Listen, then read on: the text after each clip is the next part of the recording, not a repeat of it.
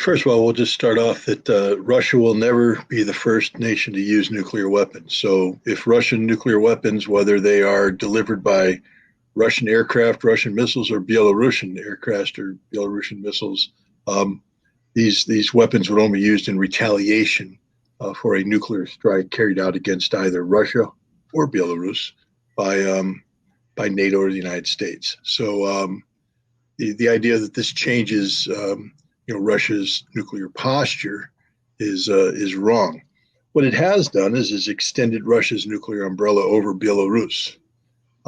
People don't understand that in 2020 the collective West attempted a soft power coup in Belarus, encouraging opposition figures to challenge an election, trying to promote massive demonstrations with the eye of removing the president, Victor Lukashenko, from power.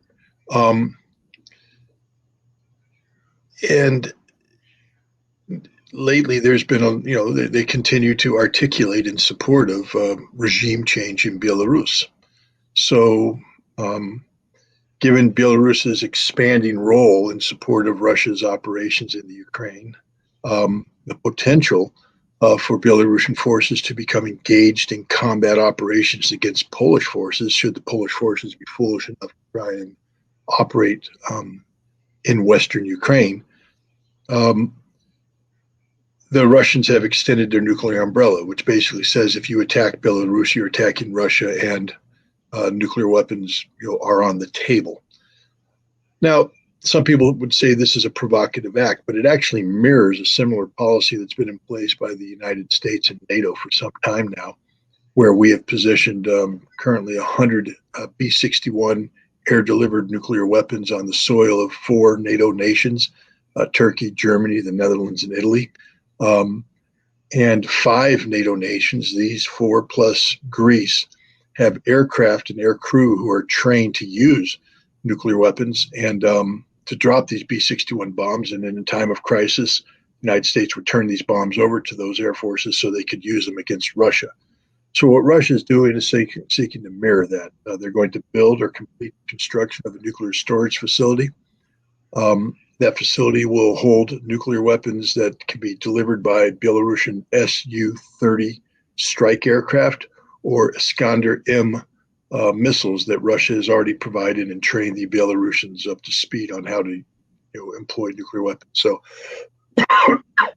the it's simply a mirroring. What it also reflects is the fact that any future arms control negotiations between the United States and Russia about limiting nuclear weapons is going to be far more complicated than the United States either thinks or wants. Russia is saying that in the future, the U.S. is going to have to put these 100 B-61 bombs on the table. They're also going to have to put the French and British nuclear arsenals on the table. They're going to have to put missile defense on the table. And, and this what the Russians have done with Belarus is just a reflection on the changing character of nuclear power politics in Europe today.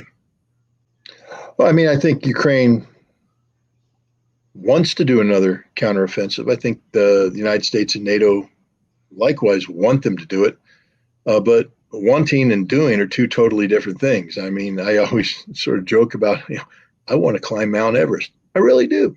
I think that would have been cool, but I can't do it. There's a number of reasons why I can't do it. 1, can't afford it, $60,000 to $80,000. 2, my knees aren't going to work. Maybe 20 years ago they would have worked. 3, my lungs aren't going to work. 4, my brain's not going to work. We could just go on and on as to why this isn't going to happen. And when we take a look at the Ukrainians, we have to realize that they don't have the forces necessary to mount a viable counteroffensive. A lot of the equipment that they need is still in the process of being delivered. Crews are being trained on that equipment. They haven't come up with adequate sustainability, logistical sustainability procedures. And then the practicalities of the reality of the battlefield. Bakhmut is on the verge of falling. The Russians are carrying out offensive operations throughout the line of contact, and the Ukrainians are suffering horrific casualties. And so the forces earmarked for this counteroffensive are instead probably going to be thrown in to plug holes in the line, or to create a second line of defense in the Kramatorsk region once Bakhmut falls. The notion that Ukraine is going to be able to assemble 80,000 men, well trained, by the way. I mean, remember, where are these guys getting trained? How are they getting trained? Juan, you were in the Marine Corps. When you came out of basic training, were you a combat-ready Marine? No, you weren't. You had basic training. You had to go to advanced individual training. You were ready to fight. We're all ready to fight, but you're ready to die at that point in time too. You had to go to AIT, and then before after you finished AIT, you still weren't ready to go into combat. You had to join a unit where you had experienced Marines teach you the real deal, how to work as a team, how to work, how to function. And before you deployed, you had to go through a 6-month train-up period, get all your skill set down before the United States felt comfortable out there to fight. What we're doing here in Ukraine is a shortcut. We're grabbing people out the streets. We're giving them minimal training, and then we're throwing them into the harshest, graduate school in the world, the school of combat, where they die because the Russians are an unforgiving teacher. And the idea that the Ukrainians are going to be able to absorb a whole host of different equipment, all of which have sustainability issues, and then carry out a coordinated combined arms operation where air, tanks, armor, infantry, electronic warfare, artillery is all going to work together in this one great concert with the Ukrainian general waving his baton is a dream. It isn't going to happen. Even if they do try to make a move, the Russians, this isn't September. Russia's defensive lines have been hardened.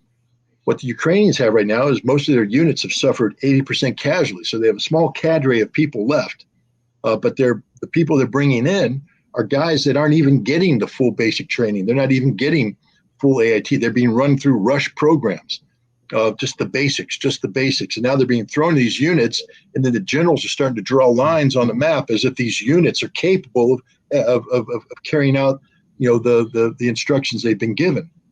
It doesn't work that way. I would say that there's no indication that this is true. The man has a very active, leadership style. He travels. He has meetings. He looks healthy in these meetings, and he's healthy. If he has cancer, he's hiding it well. But I there's a concerted effort to diminish the stature of Putin. The reason why they're bringing it out there is because the United States understand that things that come out of the United States come out of the West, et cetera. We tend to mirror image our fears about ourselves. I mean, look what happens. The Ukrainians are suffering overwhelming casualties. So what do we say? Russia's suffering overwhelming casualties. It's not true, but we throw it out there as a counter. So people go, who's suffering more overwhelming casualties? Russians, it's Ukrainians. Joe Biden is a bumbling idiot, with suffering from dementia and other physical ailments. So when you compare and contrast that with Vladimir Putin, who's the epitome of health out there answering questions in a coherent fashion, et cetera, we have to diminish him by saying, well, he's dying of cancer. Something's happening. So this is simply the collective West mirror imaging their fears onto the Russian president. But anybody who studies Vladimir Putin, listens to what he says, looks at how he's operating, understands that he's a 70-year-old man who's doing a really, really good job.